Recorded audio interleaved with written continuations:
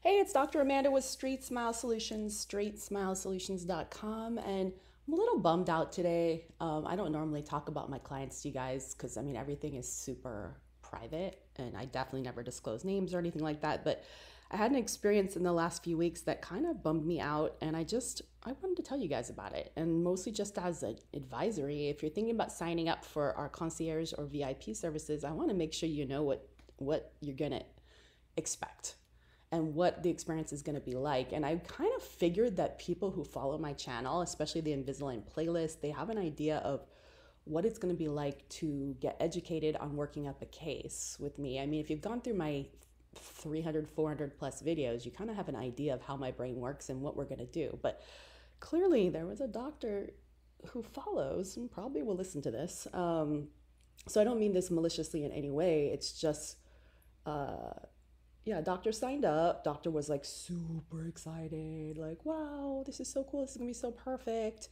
And then once we got started after 10 or 15 cases, doctor did not like how complex the treatment planning process was. And I said, okay, doc, but if you're gonna be picking yellow and red cases, and if you guys follow my channel, you know what a yellow case is, you know what a red case is.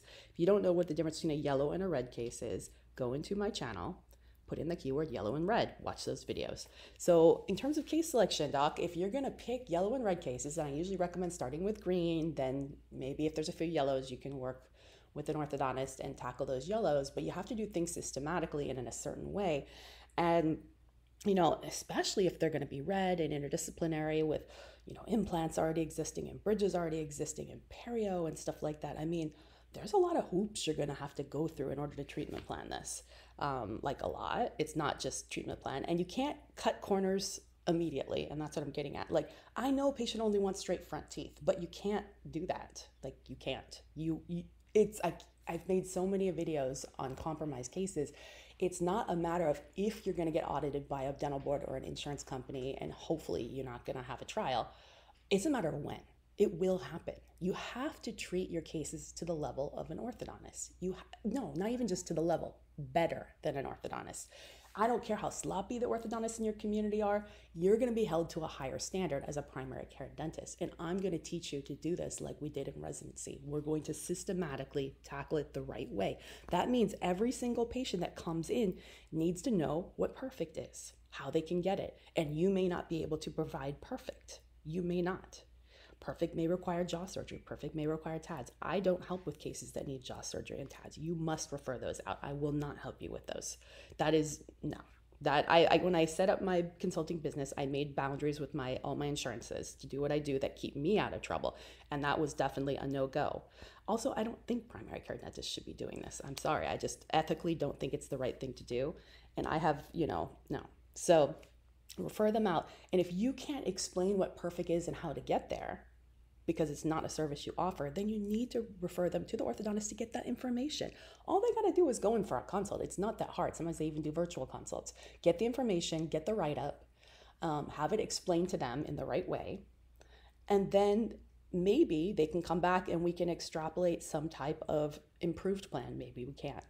And sometimes you can't. Sometimes there's no other way to do things. If the patient has that much perio, I'm sorry, we can't expand in procline. We cannot. And if they have implants and bridges, I'm sorry, we cannot do sequential distalization. Maybe we can if you section the bridges. Bridges are a huge red flag with Invisalign. Yes, you can do them, but sometimes they snap, they come off. And if your patient isn't prepared to have damage be done to the bridge, if it's a crappy bridge and if it snaps, nobody cares. I mean, they could lose an abutment tooth, it's risky, but yeah. If you section it and you're okay with using those crowns as regular teeth and putting in a Pontic, then I'm more okay with it. But watch out, even if you have existing implants, the process of taking an aligner on and off and on and off and off all day, it does have a little bit of torque. And I've seen implants get lost after ortho. And yeah, guess what? You might be liable for this, especially if you didn't warn the patient in writing and have it signed. And even if you did, you still might be liable for this, especially if the mechanics weren't great. So yeah, you have to go through and explain all the risks, benefits, and alternatives to every single plan. They have to understand all the plans, and then you can maybe dial it back to something more improved and a little more compromised, but not if it's going to inhibit the tongue position or position in the mouth, or perhaps make the airway smaller. And if you haven't done evaluation on that to see if that's even okay, then you can't do that.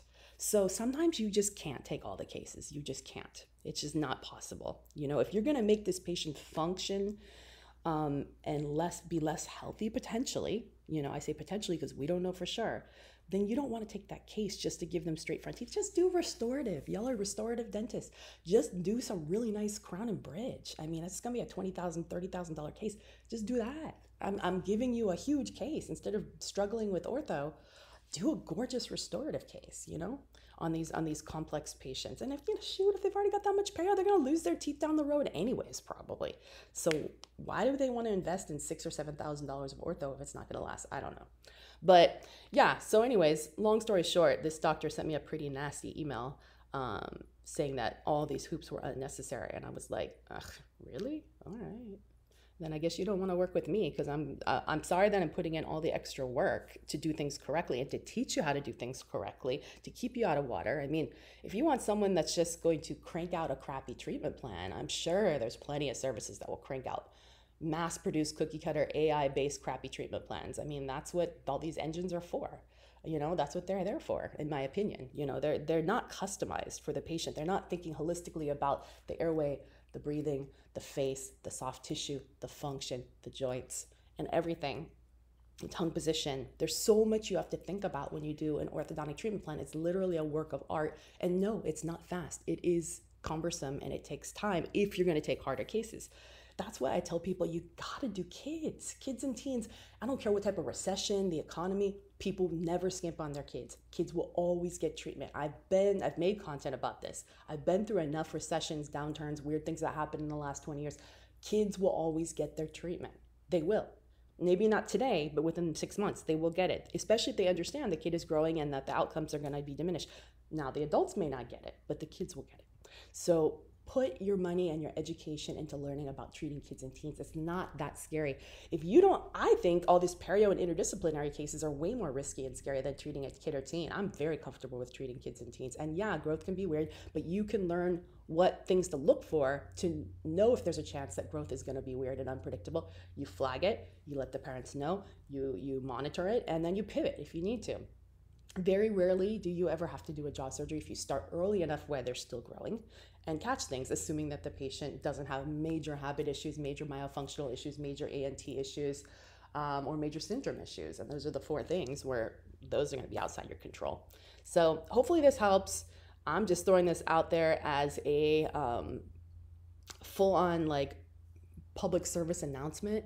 If you're looking to cut corners, I'm not the doctor for you to help you, to teach you. All right, thanks.